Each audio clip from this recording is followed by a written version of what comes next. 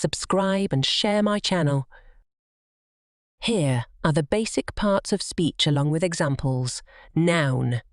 A noun is a name of any person, place, a thing or idea. Examples: dog, a city, love, book. Pronoun. A pronoun is a person, place, thing or idea. Examples: he, she, he.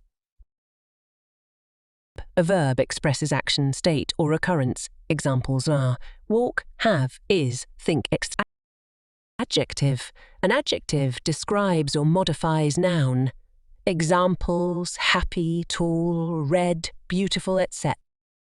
Adverb. An adverb modifies a verb, adjective or other adverbs. Examples: quickly, very, well, often, etc. Preposition shows the relationship between a noun or pronoun and another word in the sentence. Examples: in, on, under, with. Conjunction. A conjunction connects words, phrases or clauses. Examples: and, but, or, so. Interjection. An interjection is a word or phrase used to express strong emotion. Examples: wow, oh, oops, hooray.